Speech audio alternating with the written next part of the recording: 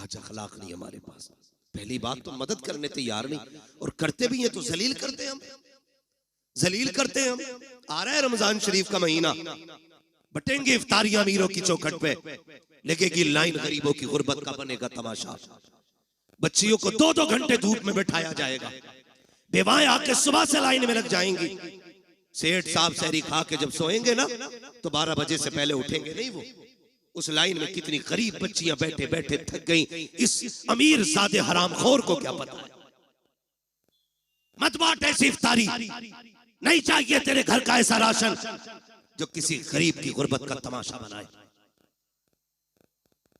बटेंगे कपड़े गरीबों को, कोई कहेगा सेठ साहब की तरफ से इफ्तारी का पैकेज है, कोई कहेगा फला अमीर की तरफ से इफ्तारी का इंतजाम है, कोई कहेगा फला की तरफ से ये सहरी का इंतजाम है। तुझे क्या पता है, तुम जानते हो, हमने देखा है जब किसी गरीब को इफ्तारी का सामान दिया जाता है या सहरी के पैकेज दिए जाते हैं, उन माओं के साथ छोटे बच्चे भी आया करते हैं, उन माओं के साथ ना समझ बच्चे भी आते हैं, लेकिन इतना तो वो भी समझते हैं कि हमें गैरत आ रही है। एक तस्वीर, एक वीडियो देखी, कसम खुदा की पैर के नीचे की जमीन निकल गई। कफील भाई, अल्लाह किसी को इतना अमीर ना करे कि जो वो गरीब की गुर्बत का तमाशा बनाए। तो बच्चे भूखे खड़े थे, किसी ने देने के लिए कुछ उनकी तरफ हाथ बढ़ाया, जब बच्चों ने लेने के लिए हाथ आगे किया, एक बच्ची की निगाह कैमरे पे पड़ गई। बहन भाई खड़े थे, जैसी कैमरे को देखा बहन ने उस तोहफे से हाथ पीछे कर लिए। छोटे छोटे बच्चे थे, मुंह मोड़ के चले गए। मैं सोचने लग गया, या अल्लाह, इन बच्चों को भी गैरत आती है,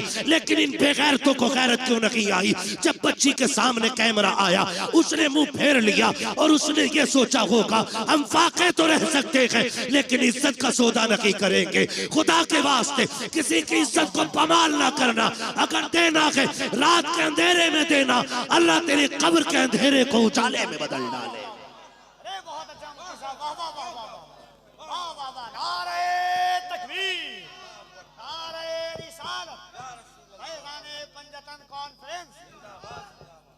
सलामत रहो आप लोग। मैं एक बात कहना चाहता हूं, हम नेकी करते तो तमाशा बनाते। चलो फैजान पंजतन कॉन्फ्रेंस है, इमाम हसन रज़ी अल्लाह ताला अन्हु को जब गुस्ल दिया गया, आपकी जब कमीज उतारी गई तो आपकी कमर पे, पुष्ट पे, ये पीठ पे, मतलब पीठ पे आपकी ना काले निशान, काले धब्बे। लोग बातें करने लग गए, ये तो बड़े शहजादे, ये तो नूर वाले लोग, कमर पे काले धब्बे क्यों। जब ये बातें हुई ना तो आपके गुलाम थे, कहने लगे वादा किया था आका ने कि किसी से बताना मत, लेकिन आज इज्जत की बात आ गई तो बोलना पड़ रहा है। कहा तुम बताओ, कहा इल्जाम न देना, गलत न सोचना, ये कोई ऐब के धब्बे नहीं, ये वो धब्बे जब सारी दुनिया सो जाती थी तो इमाम हसन नाज की बोरी कमर पे रख के यतीमों के दरवाजे पे पहुंचाने के लिए जाया करते थे। और आपके विसाल के बाद ये राज खुला कि 100 बेवाओं का चूल्हा इमाम हसन के दरवाजे से चला करता था। 100 यतीमों का चूल्हा इमाम हसन की चौखट से चलता था। एक दिन ना आपके शहजादे ने कहा अब्बा ये बोरी मैं पहुंचा दूं। फरमाने लगे ना बेटे, ये किसी का राज है, राज रहने दे। उन्होंने अपने बच्चों से भी राज नहीं खोले। आज हम तमाशे बना देते हैं, तमाशे बना देते, जलील करते हैं। पैगंबर का अखलाक देखें, हुजूर के इस अखलाक ने पूरी दुनिया में इनकलाब पैदा किया। आज भी कसम खा के कहता हूं, मैं खुल के कहता हूं, हमारी नमाजें देख के कोई मुसलमान नहीं होगा, हमारे हज देख के मुसलमान नहीं होंगे लोग, हमारी ज़कात देख के मुसलमान नहीं होंगे। अगर अखलाक हुजूर वाले हो जाएं तो आज भी लोग कलमा पढ़ना शुरू कर देंगे। आज भी अखलाक की जरूरत है, अच्छे अखलाक की, जो हमारे बीच नहीं है। ये मत समझना मैं नमाज को हल्का कर रहा हूं, मैं नमाज ये कहना चाह रहा हूं नमाज पढ़ो ना पढ़ो, नहीं, नमाज दीन का सतून है। ये कर्ज है, ये तो पढ़नी पढ़नी है, ये तो हर हाल में अदा करनी है, ये तो पढ़ के ही मरना है। मगर साथ जो करना है ना वो ये भी रखना है। अखलाक बड़ी चीज है। कसम खा के कहता हूं, माफ कीजिए, मैयतें होती हैं यहाँ, बोले डर क्यों रहे हो, कहोगे हाँ तो मर थोड़ी जाओगे। लोग मरते हैं कि नहीं?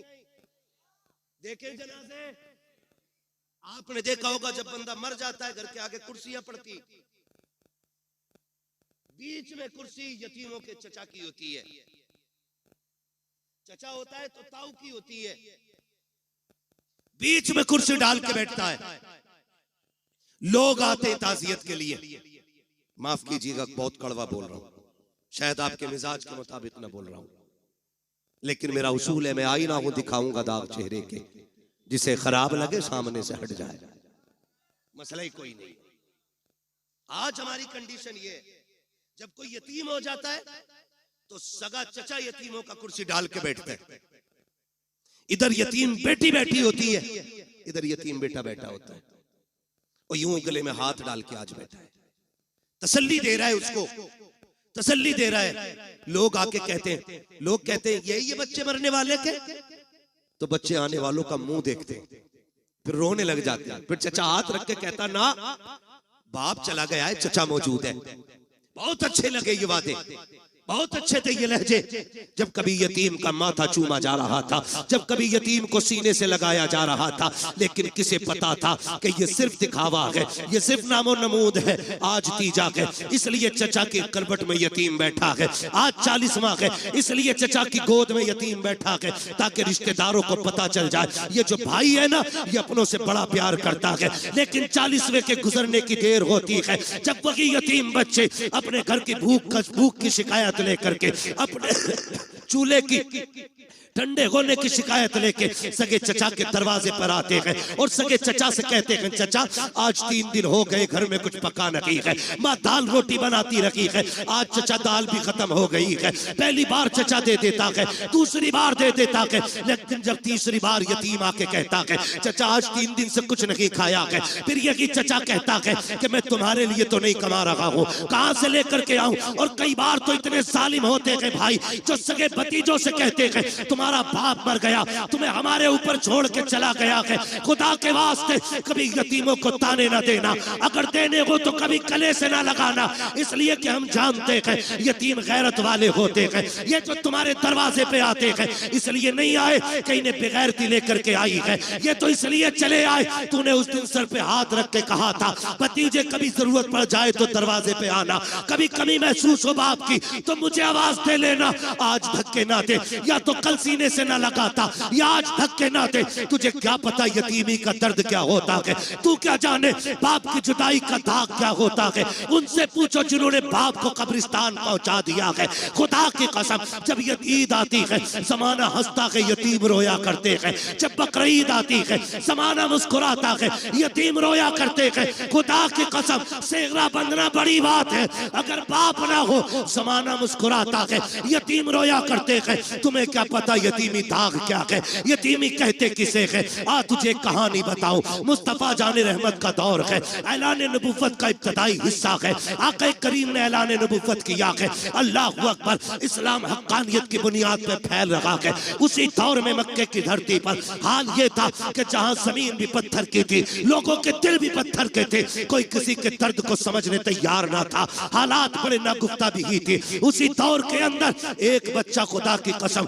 अपनी माँ के पास जाके कहता है अम्मी अब मैं समझदार हो गया हूँ, तू बेवा है मैं यतीम हूँ, देख तेरे बदन पे जो लिबास है ना ये इतना फट गया है अम्मी कि मुझे देखते हुए हया आती है, इस पे पाबंद लगा ले। माँ ने कहा था बेटे जब से तेरा बाप गया है मुश्किल से खाना मिलता है, दोपहर खा लिया तो शाम नहीं, शाम खा लिया तो दोपहर नहीं, बेटे पाबंद का कपड़ा कहाँ से लाऊं। जब बच्चे ने इतना सुना कहता अम्मी इजाजत दे तो मैं चचा के दरवाजे पे न चला जाऊं। उसने कहा बेटे ये मक्का है, यहाँ किसी को किसी के दर्द से मतलब नहीं है, ना जा, वहां से रोने के सिवा कुछ नहीं मिलेगा, दर्द मिलेगा और कुछ नहीं मिलेगा। बच्चा ने कहा माँ हो तो सकता है कि कभी मुझे देख के उसके सीने में भाई की मोहब्बत जाग जाए, ये भी तो हो सकता है मेरे चेहरे को देखे तो मेरे बाप की याद आ जाए। अम्मी इजाजत दे। माँ ने ना चाहते हुए भी बच्चे के इसरार पे बच्चे के सर पे हाथ रखा, बेटे अगर तू कोशिश करना चाहता है तो जा जाके कर ले। जब बच्चा चचा के दरवाजे पे आया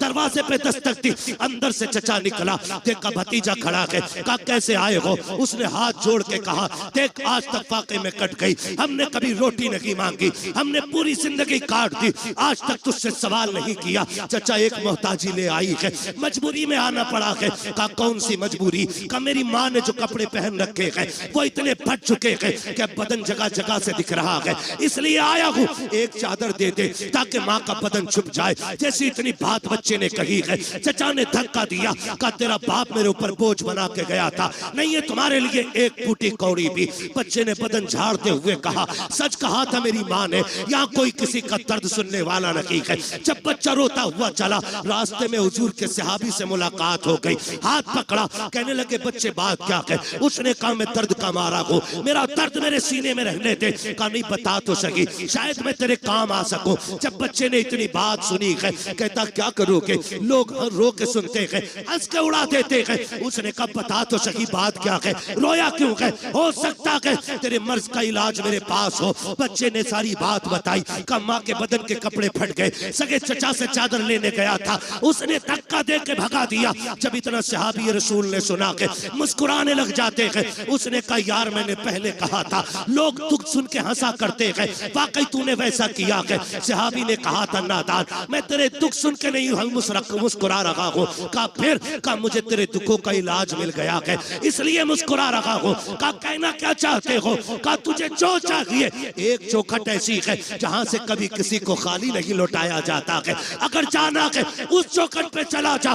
बच्चे ने कहा चौखट किसकी है? कहा उसे मोहम्मद रसूलुल्लाह कहा जाता है। कहा किस महल में रहता है? कहा महल तो नहीं, चला जा खुदा के हरम में बैठा होगा, जाके उससे मांग लेना। बच्चा माँ का फरमा बरदार था, उसने कहा ऐसे नहीं जाऊंगा, पहले माँ से इजाजत लूंगा। अब बच्चा घर आया है, कभी रो रहा है कभी मुस्कुरा रहा है। माँ ने हाथ पकड़ के कहा था ओ बेटे बात क्या है, चादर नहीं लाया और रो क्यों रहा है, हंस क्यों रहा है? बच्चे ने कहा था माँ जब चचा का सितम देखता हो तो रोना आता है, लेकिन एक सखी की खबर सुनता हो तो मुस्कुराना आ जाता है। कहा बेटे कहना क्या चाहते हो? कहा एक सखी का पता मिला है, सुना के वहां से कोई खाली नहीं जाता है, अगर माँ इजाजत दे तो उससे चादर मांग लाऊं। माँ ने कहा बेटे क्या नाम है उसका? कहा उसे मोहम्मद इब्ने अब्दुल्ला कहा जाता है। माँ ने कहा ना बेटे उसकी चौखट पे न जाना, सुना के जो उससे बात कर लेता है उसी का हो जाता है, सुना के जो उसे देख लेता है उसी के गीत गाने शुरू कर देता है,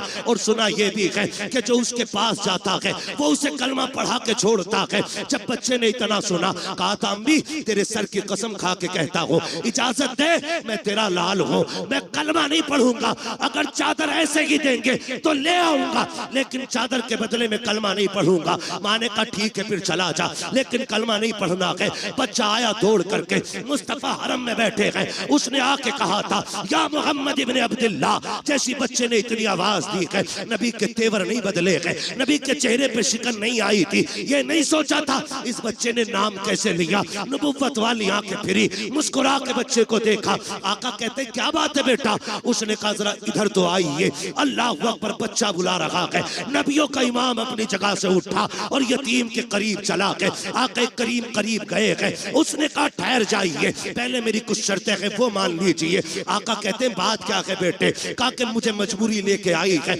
मेरी माँ के बदन के कपड़े फट गए हैं, एक चादर की जरूरत ले आई है। उसने कहा था सुना कि जब तुम किसी की मदद करते हो तो पहले कलमा पढ़ाते हो, सुनो मैं माँ की कसम खा के आया हूँ, मुझे तुम्हारा कलमा नहीं पढ़ना है। इतना बच्चे ने कहा। मेरा नबी मुस्कुराया, कहते बेटे वो तेरी मर्जी है, तुझे जो चाहे फैसला करना, जरूरत तो बता दे। उसने कहा मुझे एक चादर चाहिए ताकि मेरी माँ का बदन छुप जाए। इतना सुना, आका करीम ने मुजम्मिल वाली चादर कंधे से उतारी, यतीम की गोद में रख दी। फरमाया बेटे कुछ और चाहिए? कहा बस मेरा काम हो गया है। जैसी बच्चे ने चादर को लिया है, सीने से लगाया है, जैसी चादर सीने से लगी है, इश्क मुस्तफा का सीने में उतरना शुरू हो जाता है। अब बच्चा कभी घर को सोचता है, कभी उनके चेहरे को देखता है, कभी घर की तरफ सोचता है, कभी चेहरे को सोचता है। अल्लाह अकबर, बच्चे ने चेहरा फेरा घर की तरफ दौड़ लगा दी। जैसी दरवाजे पे गया, माँ इंतजार में खड़ी खड़ी थी। उसने कहा बेटे ले आया चादर?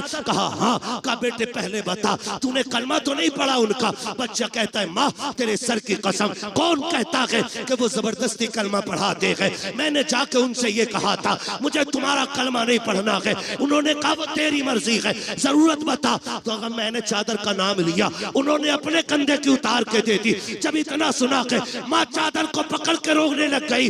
उसने कहा पगले सिर्फ चादर लेके आया है, उस नबी का दीन क्यों नहीं लेके आया?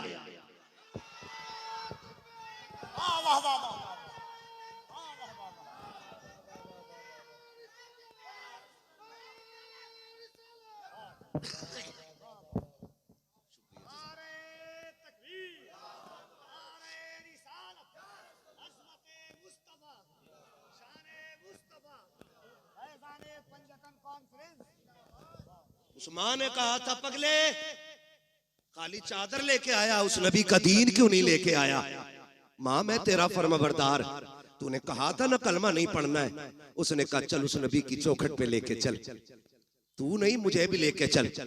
और जब माँ बेटी की उंगली पकड़ के हरम की चौखट पे आई, फिर बच्चे ने आवाज दी। हुजूर ने मुड़ के फिर देखा, आका करीम ने पूछा और क्या चाहिए? बरेली से आवाज आती आता है फकीरों पे उन्हें प्यार कुछ ऐसा, खुद भीख दे और खुद कहे मंगते का भला हो। मंगता तो है मंगता कोई शाखों में दिखा दो, जिसको मेरे सरकार से टुकड़ा ना मिला। आका कहते और क्या चाहिए? हाथ जोड़ लिए बेवा ने, आना आमीना के लाल आ तेरे कदमों पे जान निसार करूं। हुजूर आ गए, क्या बात है? का सिर्फ चादर न दे, अपने दामन में जगह दे दे, अपने दामन में जगह दे दे। हुजूर फरमाते ऐसी क्या जल्दी आ गई? उसने कहा जहां अपने ठुकरा देते हैं वहां तूने सीने से लगाया है, वहां तूने सीने से लगाया है। उस औरत ने कहा था महबूब अब जीना है तो तेरे कदमों में जीना है। ओ यार मैं कहना चाहता हूँ जब ये अखलाक हमारे लोग देखेंगे इंशाअल्लाह, कल भी दीन बढ़ रहा था फिर से बढ़ना शुरू हो जाएगा इंशाअल्लाह, मगर शर्त है अखलाक हुजूर वाले होने चाहिए। क्यों यतीम के सर पे हाथ रखा और फिर क्यों उसे धक्का दे दिया? मेरा नबी तो गैरों के सर पे हाथ रख रहा है, गैरों के सर पे हाथ रख रहा है। आता है फकीरों पे उन्हें प्यार कुछ ऐसा, खुद भीख दे और खुद कहे मंगते का भला हो। अभी सुना नहीं शेर के अंदाज में कहा था, बताया था कि हुजूर ईद के दिन भी यतीम को सीने से लगाते हैं, ईद के दिन भी सीने से लगाते हैं, हाथ जोड़ के